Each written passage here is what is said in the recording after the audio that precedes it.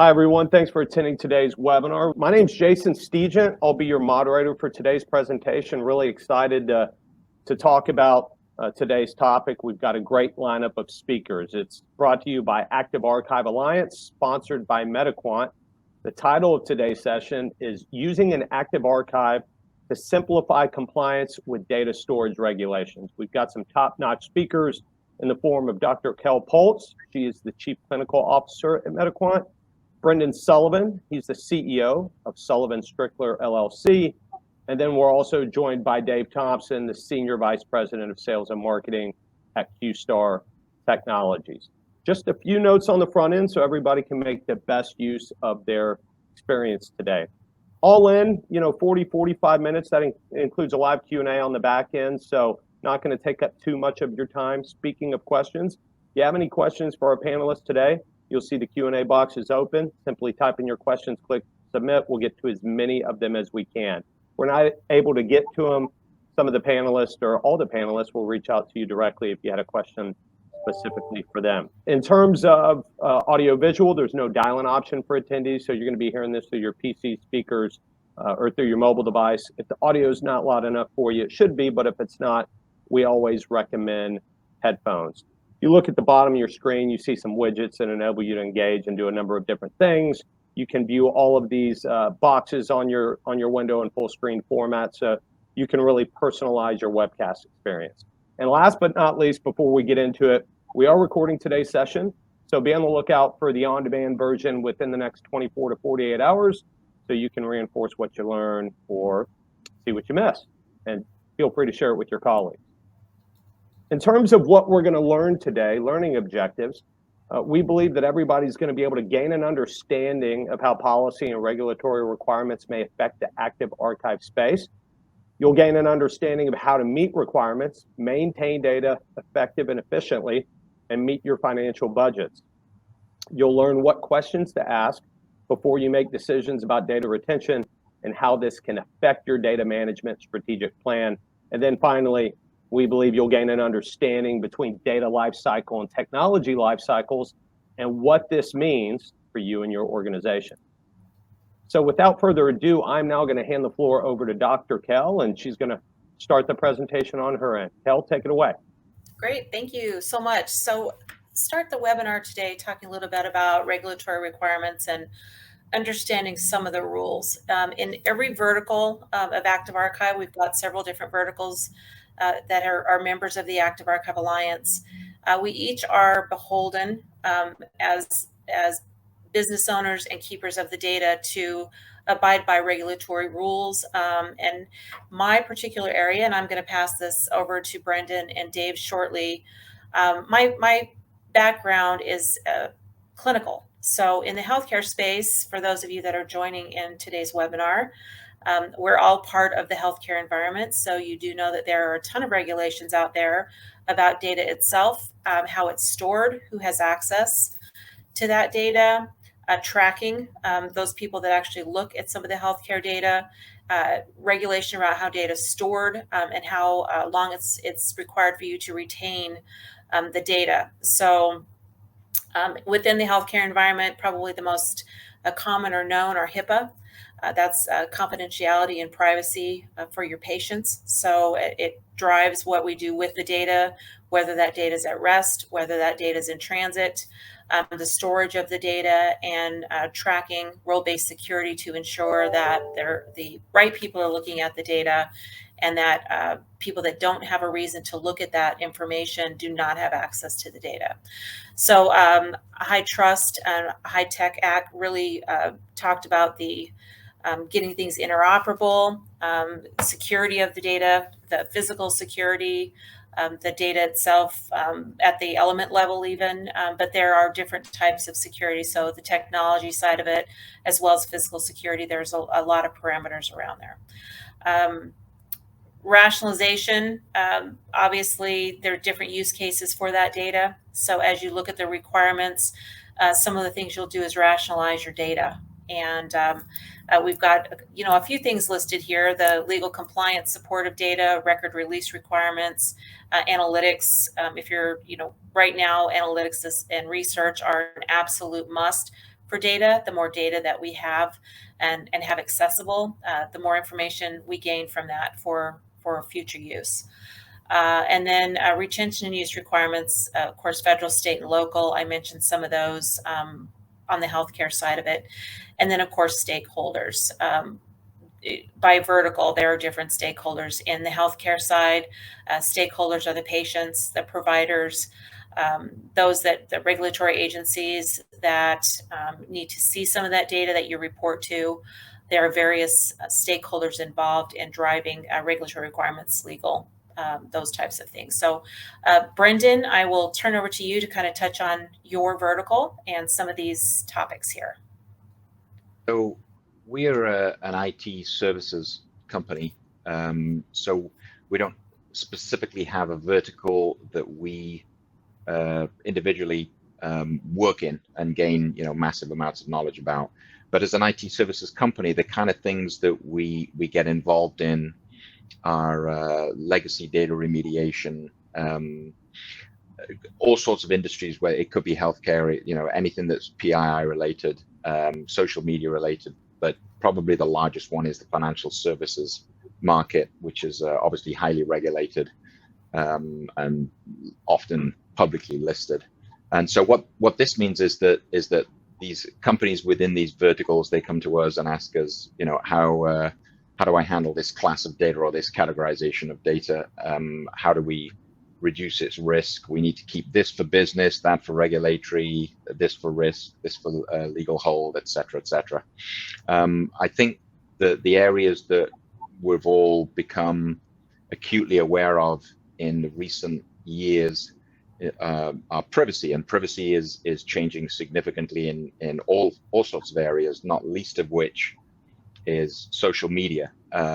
So the type of things that we get tasked with are, do you have the right for that to host that individual's data? And if you had the right to host that individual's data 10 years ago, perhaps due to GDPR, CCPA, or other privacy regulations, that no longer is the case, or that may no longer be the case, depending on how it gets decided in a court. So certain things that I think we find interesting that affects the need, or that creates a significant need for an active archive over what you might call a dumb archive historically, is the ability to remove data by class or by categorization, data that was not once subject to various regulations, but is now subject to regulations after that data has been created. And I can give you one or two specific examples that are the hot topics and flavors of the month. The Federal Privacy Act, which is not yet in place, but it's possible that it may become in place by the end of the year, but more likely, my colleagues tell me that it's probably going to be pushed into 2023. But a significant area of change is a fundamental change within social media circles, that is the opt-in versus opt-out. So historically, and since we've all been working on LinkedIn's and Facebook's, et cetera, and advertising is the main driver for this space, then if you consider this fundamental change in the privacy regulations that are coming, that might result in an opt-in versus opt-out, what this means is that you have to tell me I can use your data, rather than you have to tell me you don't want me to use your data. Now imagine how that data is backed up, how that data has been archived over all the years, and there's two fundamental things that are going to be turned on its head with regards to how we back up and how we archive data within this specific area. And one is that going forward, you must manage your data in a much more archive requestable environment, or a backup requestable environment, so you know what you've got. And the other thing is what was once not falling foul of a regulation and now may fall foul of a regulation, means that it's going to raise the question, do we need to historically access information that we have about individuals that we now shouldn't have? And this completely or potentially completely changes the landscape in the way that we back up and we archive data. And we think that, from an active archive basis, it makes the principles and the modes, the tiered modes of operation of an active archive, really a great way forward to safeguard companies about how it manages its data that it's going to keep for long term, but is infrequently accessed. So, Dave, over to you. Thank you. So QStar, who I represent, is actually a software organization. So we, again, don't specifically go after one vertical, but we're actually working in a number of different verticals. And the key, I suppose, the key addition thing that I would say as well is, besides compliance, there's also internal governance. And we want to try and make sure that the structure that is put together for an active archive solution takes care of both of those. Quite often we see that the internal governance requirements actually go beyond what the regulatory compliance mandates. So again, making sure that you have solutions that actually fit your environment are very important. We stitch together really different storage technologies and therefore trying to create environments that can hit the checkpoints for all the organizations that we work with. Some of the things we'll talk about shortly, but really it's about matter of balancing and making sure we have copies of content in different places and potentially on different storage technologies. So not all of your eggs in one basket. I actually wanted to sort of pick the right type of storage for you for different strategies in the development of the archive environment. And archives aren't necessarily stupidly long either. We can have very short-term archives where content needs to be maintained for periods of time that can be as little as a few months. And then, as the team was saying, then removed and eradicated so that you can't then get to that data.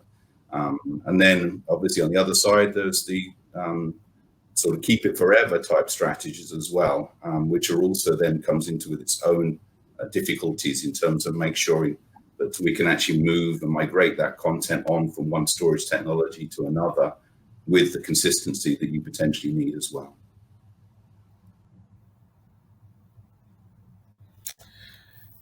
So some of the things to consider for rationalization we'll kind of go through this with the healthcare space. Really, are you going to keep it? How long are you going to keep it? Are you going to delete or purge that data out? When can you do that? And then access. So let's start with keeping some of that data. Dave did a great job of mentioning that keep forever scenario or keep for a long period of time. In the healthcare space, we tend to run into state-by-state regulations. The federal doesn't necessarily get involved about how long, other than HIPAA records, you keep those for the last 6 years or so. But when it comes to patient records, the individual states do make some variations or have some variations in their requirements. And then organizations as individuals, stakeholders in there can add to those requirements as well. So some of the timelines, behavioral health, those patients that are receiving opioid therapy or opioid treatments, pediatric patients, the government space where we also operate, there are some of those forever keep. Some are 50 years, some are forever. So one thing that you really need to consider when you're looking at your individual application is you're going to rationalize each application as you go through it. So you're going to look at the timelines that are required for you to keep the data. Do you want to de-identify it and keep it longer? So both Brendan and Dave are familiar with PII information. So a lot of the research analytics that happens today, those unique identifiers are removed out of the data, especially if you want to keep it for a long period of time to do some of that analytics or research on. So you have the opportunity to de-identify it and keep it to do those types of things. Use case support. So in healthcare, use case support is at the bedside for providers. Patients want access and need access on our given permission from a regulatory perspective through the Cures Act to have access to that data. They will be getting that information between HIPAA and the Cures Act. Next year, patients will have access to their own records, and this includes legacy information. So ONC has specifically called out in conversation and in their slides archive systems. The data there is part of the data set. So that's supporting those use cases. Legal, regulatory. So when you have legal cases, you need to have the data there with the metadata available so that they can do the forensic analysis that's required on the data itself. And then release of information, again, back to that patient record. So you do have multiple use cases for the data that you need to consider when you're rationalizing how long you're going to keep it, where you're going to put that data, and what you're going to use it for. Delete purge is an interesting topic in the healthcare space because we always see a bit of a balance or a bit of a butting of heads with this between legal and scientists, that data scientists are providers. They love to keep it forever. They want every bit of data that's ever been collected on a patient, and they want to do research. They want to analyze that to death. And as we should, because it does improve patient care, it changes best practice over the years. It helps identify diseases that may have been missed in the past. So there's a lot of retrospective study that gets done. And then the legal side of the house is they want to get rid of it as soon as possible from a discovery perspective. If you've got the data there and it's discoverable, you can use it in legal cases. So again, the compromise that we've seen in the healthcare side is a lot of that de-identification of the data to pull out the PHI component of that and allow the researchers to keep the data without it being discoverable from a legal perspective. And then access, user-defined. Both my colleagues here talked about who should have access to that. Role-based security drives what you should see, what you can see. Break the glass functionality is pretty common in the healthcare space, that you may have access to it, but to get to it, you've got to break the glass and give a reason why you're actually looking at that data. Other roles, they can't see certain aspects of records at all. And then there's the tracking of all of this. So if you're going to have some sort of purge, you need a certificate of destruction, to show what you had, what was destroyed, and then accessing that information, tracking who actually accessed the information and what they were doing with the data, whether it was a view, a print, that type of activity. But patients have the right through the HIPAA law to request the information of who's accessed their records. So some things to rationalize and decide from the healthcare perspective. I will turn it over to Brendan. We'll just go right down the line. So broad topic, but let me start by a little bit of a historical, a brief history of IT and backup and archive, and it'll tell you where we are now, and it'll tell you what opportunities there are now.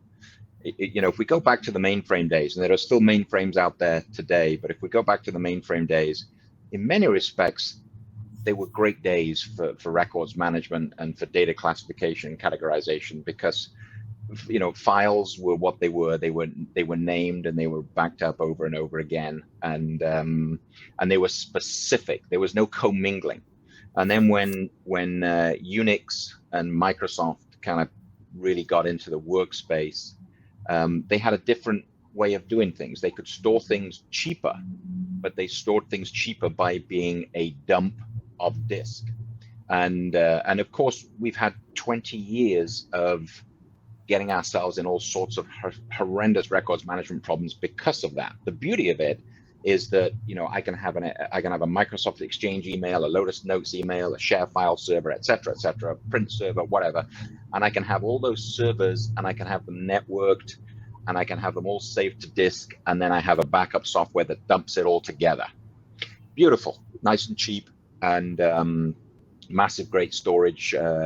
Media that'll handle it. And of course, the problem with that is that between these different classifications of data, they have different retention requirements, and those retention requirements change over time. So I might want to keep my emails 60 days or a year. I might need to keep my share file a year. I might want to keep my health records for life. I might want to keep my mortgage records for 30 years, and it's all in the same place.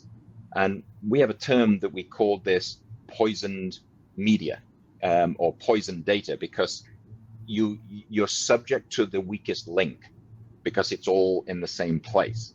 Now, backup software has organized things into sessions. So I might have a Microsoft Exchange session, I might have a print server session, I might have a share file session, et cetera, and and then they would all be kind of commingled, maybe backed up in a stream or in some kind of multi-threaded manner, and that's how I would know to be able to restore. But when it comes to organizing that data as it retires, as it gets to the delete purge piece, it's a major problem. And this is why the offsite storage vendors have millions and millions and millions of backup tapes. It's not because the 100% of the data is required to keep. It's because 1% of the data is required to keep, and the other 99% has to come along for a ride. And where that hurts us is it hurts us in things like, what do you have to keep for business? What do you have to keep for regulatory? What do you have to keep for litigation or legal? What I love about the active archive process or strategy or ideal, and what I love about the whole direction of this industry in general, is that the cloud has enabled us to redefine what should be archive and what should be backup. Backup is a short-term duplication. Archive is a long-term single instance. It's really as simple as that. And what that allows us to do is it allows us to organize data into separate areas for call up as and when needed. And what I like about the active archive methodology that's been gaining momentum is that it still adheres, but through this tiering system, it still adheres to what could be best likened to the sessions. So you can archive stuff that's going to be kept for long term, infrequently accessed, but still required access at some point, and not necessarily bring the rest of the kingdom down in storage with it. That's the beauty of it. There's two. The other thing that's becoming very, very interesting and very, very useful to this market space is the introduction of technology, machine learning, or artificial intelligence. There's really two ways to know what data you've got. Define it at the start, or learn about it at the end. And everything in the middle is unknown, and or you have to learn. And AI, with that technology getting faster and more capable, is helping us learn it after the end, and better segmentation and better organization of categories and classifications of data, and understanding sessions and being able to tier archive enables you to learn about what it is at the start. So I think, to come back to kind of a recipe here, you should be splitting it into three: data for business use, data for regulatory use, and potential data for litigation use. And if you split those storage decisions, if you rationalize those storage decisions, you can set about creating a very effective archive system going forward, and then just kind of drill down further from there.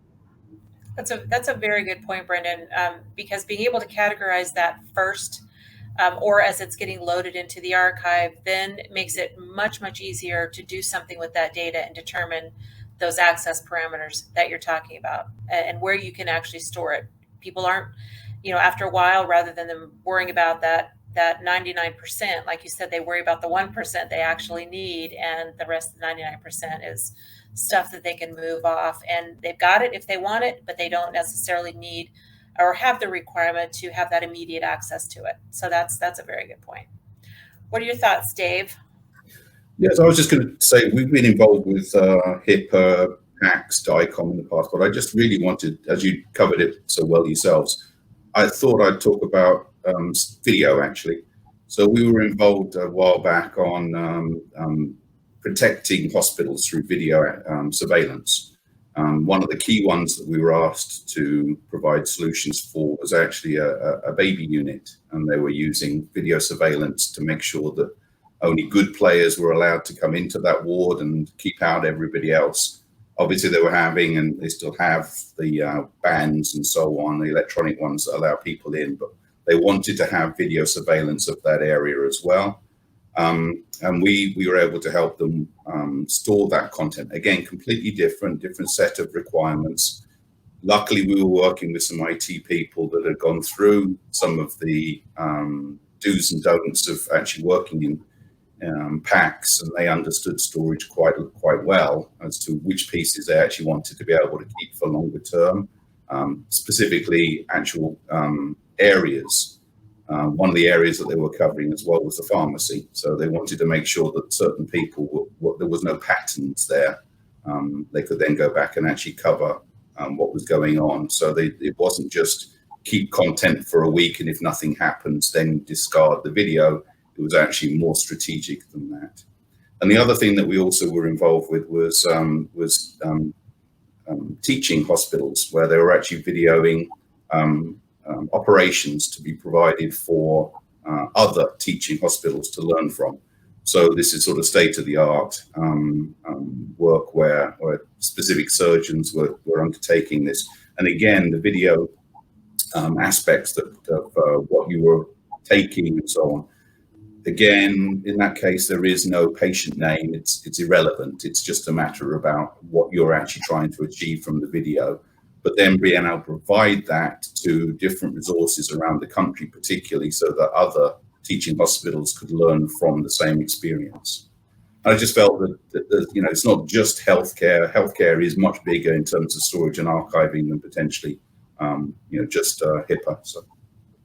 So that I have a question on that last one that you actually talked about, the education component of that, where one teaching hospital is recording something for another teaching hospital to use. Is it stored in a central location, let's say in the cloud, and then other teaching hospitals subscribe to that, and then they can pull that content down to watch those videos? Is that how they're kind of so when we sharing did that it pre-cloud, so so it was definitely internal tapes and storage that way, and they were actually creating extra copies of content to be distributed.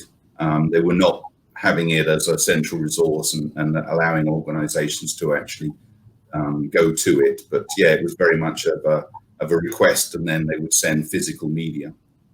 Okay. Yeah, the reason I'm asking is I just wonder how, I think that's actually an opportunity, right, for something like that you get these big teaching hospitals out there that could develop these videos, these training type things, and put them somewhere in a cloud, and they, other teaching organizations, they all have the ability to contribute to it. And then they participate like an alliance that they could go out there and view those things and get some training as part of being a member of that group. So anyway, I've got these, always looking how you can share data and make use of those types of things nowadays. Because you're right, it all used to be on tape. Of course, I'm old enough that I started taking care of patients on paper. I mean, we were documenting everything on paper, and as you guys know, over the years, that's turned. For the most part, there are still a few organizations out there that have paper. They haven't committed to electronic version, but a lot of them have moved their paper to electronic. We still come across a few that still have paper out there that they need to get into a digital format. But the backup tapes was a normal process. Every night they would back up and end up with tape after tape after tape that the organization carried and managed. And every once in a great while, when we're talking to our clients, they will, their IT department will say, oh yeah, and we have about 50 tapes that we found in the back room that we're not exactly sure what's on these things, but we think we might have to keep them. And so I think you guys probably see that as well. But again, it's determining if anybody even has access to those types of things to be able to pull the data off of that tape and see if it's something they need to keep. If no one's accessed it to this point, chances are they may actually not need it. But data's everywhere. So that's one thing about this is being able to get all the data in one place and rationalizing what you need to do with it. And then, gosh, if you can get rid of data and reduce it because you don't need it or something, or move it elsewhere, absolutely do that too. So Data decisions, when to keep the data, regulatory requirements.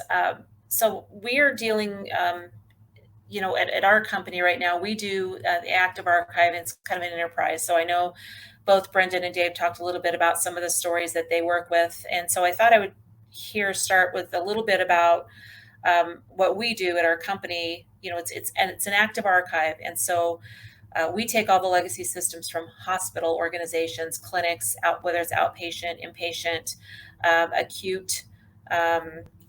It's those records that they have. They're typically going to a new EHR system, and so we're taking all of the legacy applications within the enterprise, whether it's ERP, HR payroll, AP, GO materials, patient accounting. We actually do take the financial in our system and they work it down. That's part of the active component from our perspective. They work down their AR in our archive. And then the clinical, obviously we take all the clinical places, so they really have a one patient kind of one record thing. But what we're facing right now, and all healthcare organizations are with the Cures Act right now, the 21st Century Cures Act that started years ago, they had new regulations come out in 2019, and now some of those deadlines are approaching pretty quick. So the deadline for information blocking is passed. Fines are starting to come out for those on a regular basis now if you don't provide a patient access to that, or a provider access to the data. If you're hosting the data in a timely manner, then there are big penalties for these things. USCDI, which is the clinical data set, is on version 3 right now.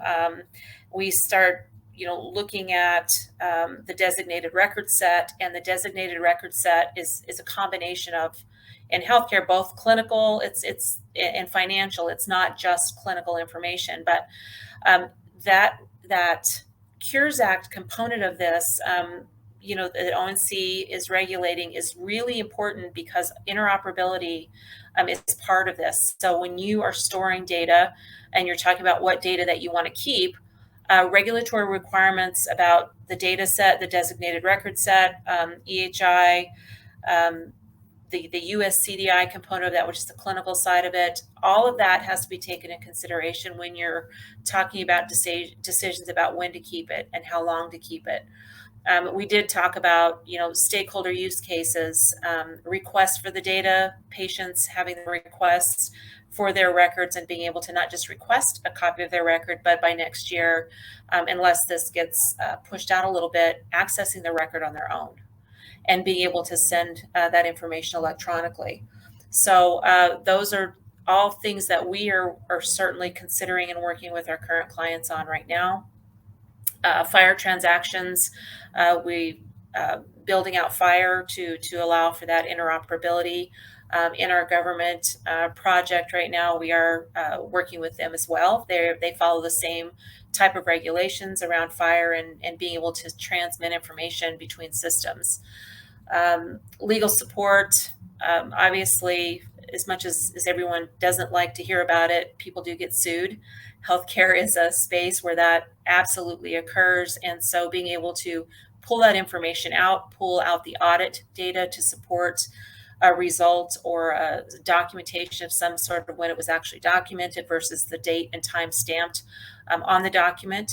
All of those pieces and parts from a forensic perspective are needed from a legal standpoint and to support the legal team. And then I mentioned data sharing. So FHIR is what the current target is. And so being able to start sending those FHIR transactions, whether it's the patient sending information out from their patient portal, being able to access their own record, including their archive record. Those are requirements that are going to come out in the next year. So there's a lot of pressure right now to really think about what you're doing with your data, how you're storing your data. Research and analytics is we mentioned a little bit earlier. You guys also have groups that do research and analytics on things, but and I think one thing that we both agree on, or that we all three agree on, is really whatever you can store discreetly at the element level, the better for the machine learning and for the research analytics component of that. Store as much discrete as you can, because if you just store everything as documents, you lose that ability to do research like that. It completely changes what your data looks like and what you can do with your data. So the tape, you guys deal with a lot of tape backups. Ours gets put into digital if we run across those types of things. And then options, considerations, storage media.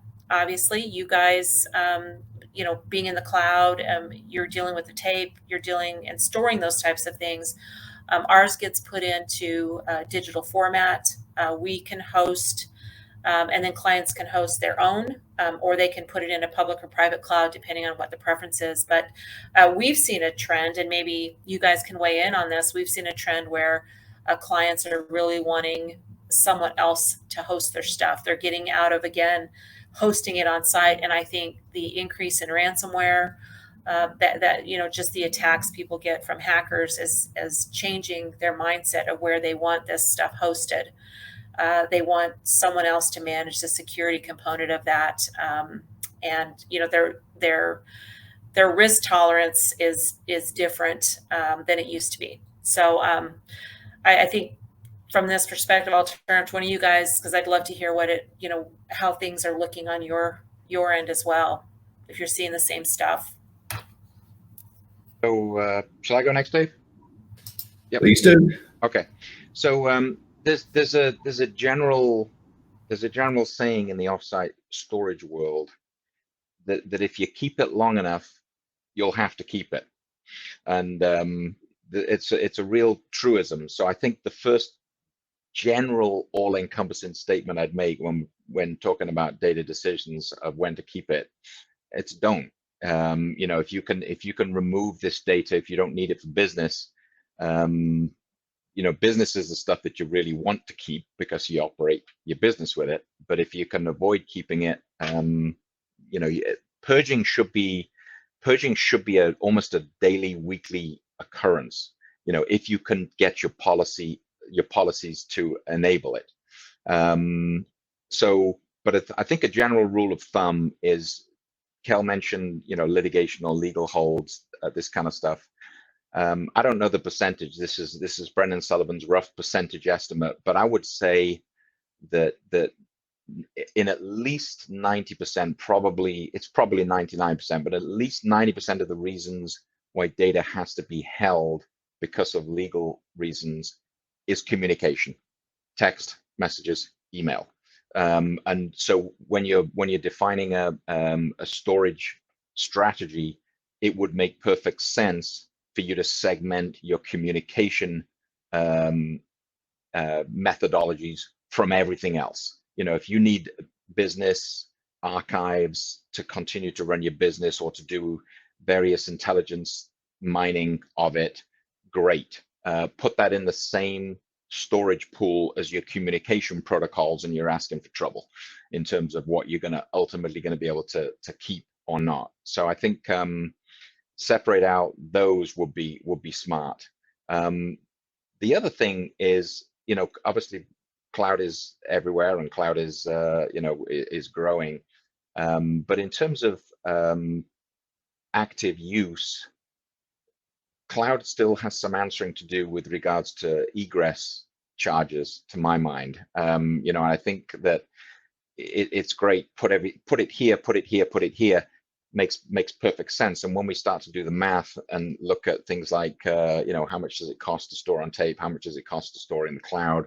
Cloud might ultimately be tape anyway behind it, but when you start to look at those kind of things, it can make sense. But when you start to pull it out on a regular basis, it can really be problematic from that perspective. So I think you should look at anybody should look at how frequently they're ultimately going to need to access data before it becomes an archive in an AWS or an Azure type environment. Obviously, depending on the kind of software that you're employing and how you're managing it, and et cetera, et cetera. But that's a big factor that I think would be instrumental in whether or not you keep data or where you keep it. And then the other thing that often gets overlooked, and that is that we started earlier. I think Kel mentioned a couple of slides ago about policies. Policies one thing, but do you have mechanisms for verifying that your policy matches your practice, because it's just staggering how infrequently that is the case. And I'll give you a kind of a classic example, that if you have a policy to keep a certain type of data, and an individual on a computer, or to discard a certain type of data after a certain period of time, it has a certain retention schedule, and then a certain individual hasn't adhered to that, then, you know, come judgment day, you'll be acted upon and regulated and managed by your practice, not by your policy. You can be measured by your company's intent and ability to try and make it policy managed, but generally speaking, if you haven't matched that in practice, that has a high chance of getting thrown out, and then your ability to delete and your ability to discard might be taken away from you. To come back to the legal piece that Cal mentioned at the start, just a little story here that'll give you a perspective. Years ago, I was called a legacy data remediation consultant, and what that meant was that I would go into companies and try and get rid of data for them in the right way. And a typical conversation might be, okay, it's costing me $4 million to store, and I say, okay, follow these possibilities, and it will, that $4 million per year of storage, I can cut that down to $500,000 per year of storage. So IT and storage and, you know, the data center managers go, that's awesome. How much will that cost me to implement? I can run this project for you for $2 million, a bargain. ROI inside the first year. How can you make those intelligent decisions on this data? Okay, first I need to do some kind of scan or some kind of analysis on this data so we know what you've got. And then, of course, back to the poison media thought, that finds its way up to legal, and it's, you know, what if we find this and then we have to produce it because we've got these 100 active litigations going on. We're a massive company. There's 100 active litigations going on, and the risk of sanction might be $100 million. Me saving them $1 million a year doesn't wash.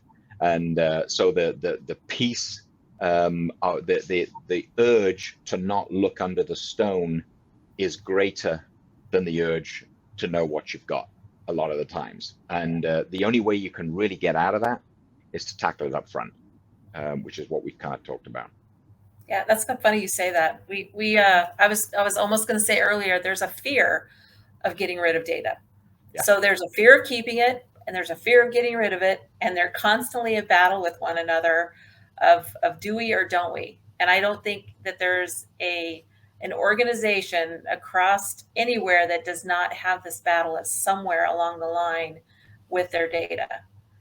It just seems to be, you know, we come across it at every client we have about keeping it or getting rid of it, or what ifs. Well, what if we get rid of it and we actually need it? Or what if we, you know, and of course legal saying, well, what if we keep it and, you know, we get litigation for something that's 40 years old, and the data's there, we have to turn it over. So this is a constant battle. I agree. Legal typically wins the battle, but it is changing.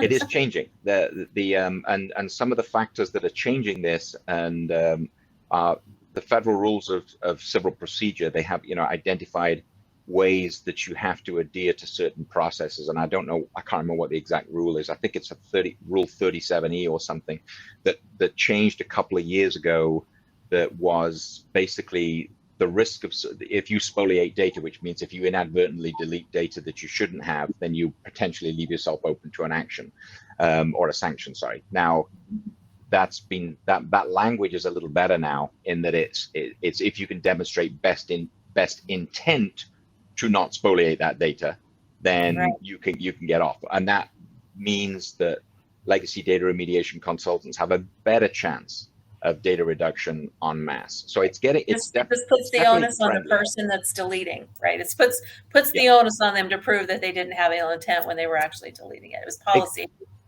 Exactly. Right. So they just follow policy. It's getting a little safer, but typically I would still say that, you know, the legal wins.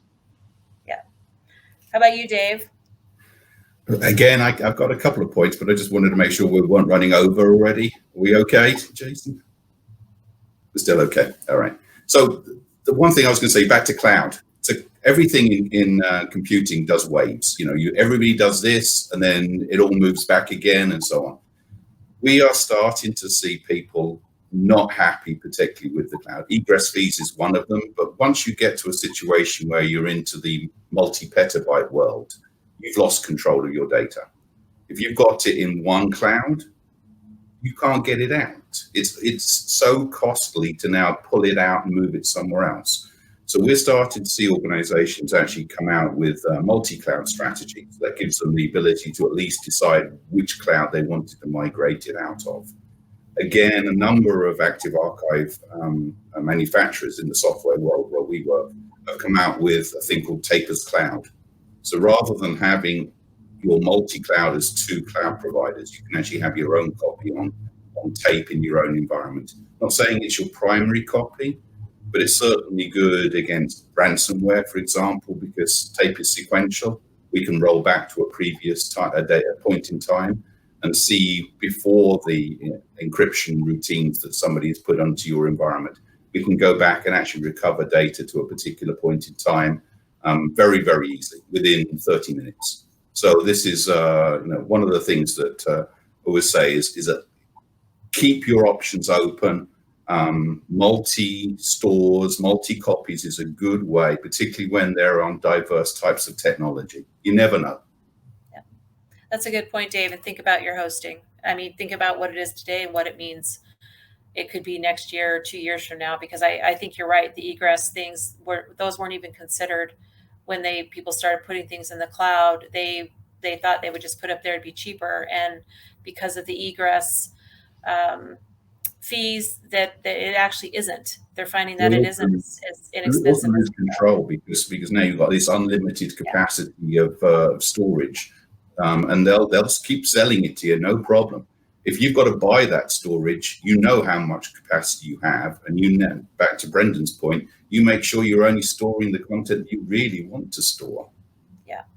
Yep. Absolutely.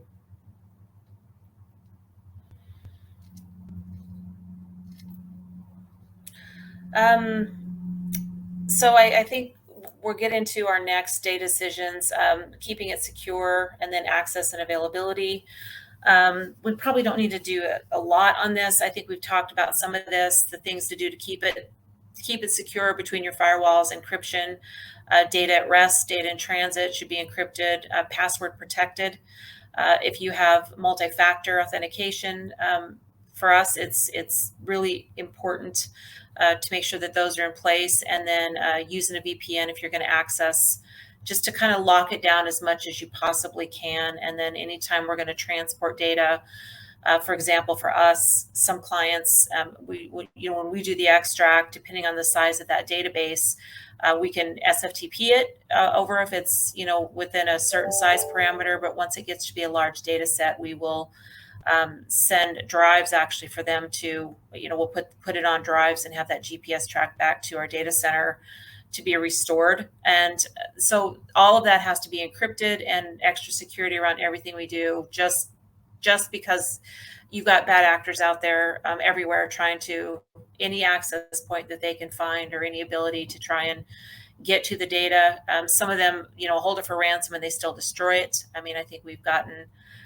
even after they get paid, the FBI recommends often they just don't pay it. But they're doing a much better job of tracking those things. And then the access and availability, again, role-defined access, tracking who's actually accessing that data. And one of the most important things I think that both of you have pointed out is making sure that the data is where it needs to be as far as a storage, I don't want to say category, but a level. That, if it's something that you need to access right away, that's the active, really the biggest active component of that is you want it to be available, and who's actually accessing the data needs tracked. And then if you don't need all that data online active all the time, then you can certainly put it in a different tier. It takes longer maybe to pull up, but it also is less expensive to do that. And you have a different way to protect it. Brendan, anything you want to add to that? No, not really. I think I think we might be running a little tight on time, so there's probably not a great deal just really quickly though, I would say that it is astonishing how many companies set encryption methodologies in place 10 years ago and have now lost access to their data permanently. So yeah, it needs to be tight.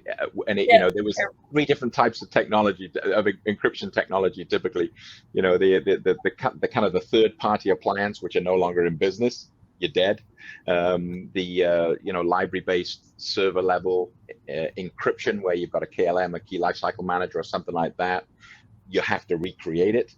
And then the software type encryption, where you have key name passphrase type stuff, and people lose it, and or it changes and it doesn't work. So just one person, right? It's just gone. be careful. Yeah, that's it. Yeah. Dave, anything to add? No, that's fine. Okay. Keep you moving. So I think we're getting close to the end. This was a great slide. I think this was Brendan. Brendan, I believe this is something that you were kind of passionate about. So I'm going to turn it over to you on this one. Yeah, and I think I've kind of talked to all of it in parts today. But I think the general piece is, the general idea message is this: it's that business policy changes, regulatory controls change, and of course litigation preservation changes. And so in terms of an archive environment, we can be held hostage on a cost basis to any one of those things. We can be, in terms of need to access business information, need to provide audit reports or comply with various regulatory policies, and plus preservation of litigation. We can all be held hostage, and I would venture to say that all significant sized companies are held hostage to this. And it doesn't have to be that way. It's not an easy solution, so to speak, but a typical scenario is that things that you were allowed to keep 10 years ago, you're no longer allowed to keep now. The topic that comes up as a result of GDPR quite often, the British-based privacy regulation, is the right to be forgotten, and that's very prevalent with things like HIPAA and social media and this kind of stuff. Employee leaves and they have leaves a company and they have private information archived, and now they have the power to say, I don't want you to have that information on me, and that might be in some legacy environment. And so the cost and challenge to enable that individual who has a right to be forgotten can be incredibly expensive. And we haven't seen too many litigations come down where it's been ordered, because it has to be proven that it's not, that data is no longer or is otherwise available in the public domain, so it has to be argued. But these privacy regulations, they're changing aging archive environments and the challenges around them significantly. And so I think the areas that I talk to on this is that if you have an IT environment and you created it 10, 15 years ago, 20 years ago, you paid software licensing fees, you paid hardware support fees, you paid IT staff, space, and people to run it, and for that you had the ability to create data. You move to a more modern environment, let's say an Office 365 for email, and when you move to Office 365, you have one fee. You have a fee to Microsoft, and then all of these other fees you're still paying, because you occasionally might have to access business, regulatory, or litigation data. So, but the software licensing fees and the hardware support fees may not change. The administration fees, you either don't have the ability to manage that legacy environment, or you do. And if you keep it all around, you're essentially paying for 2 environments.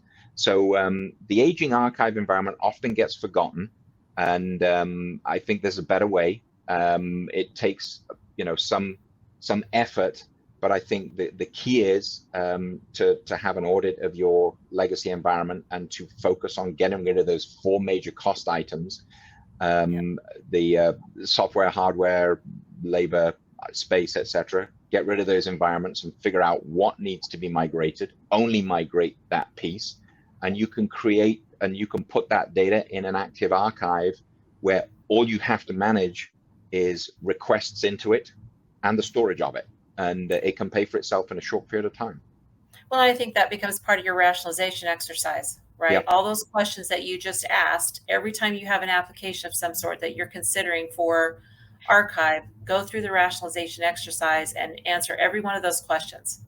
And then that will help drive you to a decision on what to do with it or what to do with parts of it. You may not need the whole thing, to your point. So. Okay, guys, we had a number of great presentation. For the sake of time, we're just going to take a question for each of y'all. We had a bunch of questions coming in from the audience, but we're going to have one for each of our panelists. Then we're going to do a quick wrap, and that'll put a bow on today's presentation. Dr. Kell, we're going to start with you. The first one is coming from Ann. Ann wants to know, how does the 21st Century Cures Act affect archiving in healthcare? Well, and that's a great question. The archive, ONC has made it very clear that the archive data, the healthcare records that are sitting in the archive are subject to the Cures Act. So when a patient requests their record, that information must be provided by their healthcare organization. So the healthcare organization will pull the information from the archive in addition to what's happening in the current EHR space. The legal medical record definition will need updated by the organizations to include your active archive. The designated record set, the content that's outlined by the Cures Act in that designated record set is also includes the information sitting in the active archive. So it's really an extension of the legal medical record that they're currently using. It encompasses, the new definition encompasses the information sitting in the archive. So the archive is part of and subject to the Cures Act, the 21st Century Cures Act. Great, Dave. We've got one for you. This is from Brett. Brett wants to know, what was the most difficult compliance set you put together for a client, Dave? Was that for me? Sorry. Yep. Okay, I'm sorry. So yeah, there's one that we did a while back, 2018, 2019. The reason it comes to mind so easily is because of the types of user it was. We were working with a law enforcement organization that was presenting and storing digital evidence that they had to provide to the defense lawyers and so on. So this was, and obviously they had to make sure that certain people had access, but most people did not have access. We'd been working with a reseller on this one, and I hadn't been completely au fait with talking to the end user. They were doing most of the interface. And we ended up with a solution set that was being POC'd for about 4 months, thinking that we were about to go to a purchase order after the POC. And then suddenly we started to get questions from their legal people. And this was completely, we'd just go, well, what? We haven't even, the team had not spoken to the legal people within the law enforcement organization. And it turned out that they also obviously had a whole bunch of requirements that had been not taken into account during our POC. So yeah, again, back to the whole stakeholder idea, really make sure that you get everybody's buy-in to what you're trying to achieve, and don't just take one person's word for the fact that they're sorting it all out with everybody. Right. Brendan, we're going to pivot to you. We've got a question. This is from Mike. Mike wants to know, within the legal discovery aspect of a project, Brendan, do you come across conflicts in the way the data has been managed historically versus current standards? Yes, often.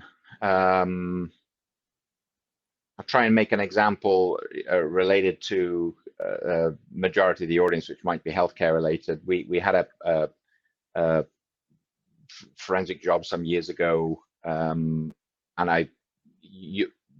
Kel and Dave will probably know the regulation better than I will, but it's a situation where HIPAA regulation required encryption PII or PHI, and that specific requirement requiring encryption was not always the case, and the archive of the patient records was not encrypted on backup tape, and so as a result of the discovery and the production, and it was actually a ransomware breach that triggered this and then required a confirmation and proactive communication to all of the patients whether or not there was a breach or not. And in looking at the data that was archived on tape, the whole archive environment of the patient records on backup tape had to be resaved and re-encrypted as a result of what was discovered as a breach on the network where the data was encrypted. So yeah, it was kind of an interesting case. So that's going to be it for the questions. But Brendan, I know before we wrap, you wanted to talk a little bit about why active archiving. No, that was for me, I think. Is this Dave? Yeah. Sure. Go ahead. Take it away. No problem at all. So QStar was one of the founding 4 companies that set up the Active Archive Alliance back in 2010. So we're a 12-year-old organization now. Again, the key consideration at that time was there was an awful lot of backup providers that were creating what they deemed archives. So we had to come up with a different term to differentiate ourselves from what they were talking about. So an active archive basically means that the application user that created that data still has access to it directly without administrator intervention. So backup providers, typically you have to go through an admin to be able to get you back to the data that you normally have. So that was the first thing. The second thing is that we always talk about archives as a separate tier of storage. So if you can consider that primary storage typically has to be backed up, otherwise it's an unprotected store. Even though you may be using RAID and so on, you still have to have an ultimate disaster recovery. So we start off with an archive is a store that needs no backup. So however you happen to do that, if you're using cloud, obviously the cloud provider is doing all of that for you. You don't need to worry about securing your content, they're securing it for you. If you're using object storage has self-managing, self-healing technology built in so that it can recreate bad bits and so on, and bad files or bad objects, and recreate them in its own time. For tape, we basically do copies. So we have a copy in the library, a copy out of the library, maybe another copy just in case copies. So first of all, there's an archive is that it's self-protecting, and then then you can then go through and say, so do you need a fast archive, a mediumly fast archive, a slow archive, or a combination of all of them? And that's basically all the building blocks of what we wanted to come up with in the Active Archive Alliance. So it is multi-technology, it's multi-software vendors and so on, all trying to create an environment that just works. And I know you've got all these alliance members. Any other color to add on your end, Dave, or is that going to do it? No, I think that just to say that SpectraLogic was one of the other founding partners, and we work with them quite closely. But a lot of these others have come in fairly recently, so it is still a growing, significantly growing, in fact, alliance, and we appreciate all the new players as well that have joined us over those few years that we've been going. Fantastic. So that's going to do it for today's presentation. I know we went a little bit over, but a lot of great information to be shared. I want to thank all of our presenters for a fantastic presentation today. I want to thank everybody for attending. A quick reminder, be on the lookout for the on-demand version. I imagine we'll get it out to you folks sometime tomorrow. So be on the lookout for that, and additional webinars coming down from MediQuant and the Active Archive Alliance moving forward. But Dr. Kell, Brendan, Dave, fantastic job today. Hope we can do it again. Thanks, guys. Thank you. Thank you Have all. a great day. Bye-bye.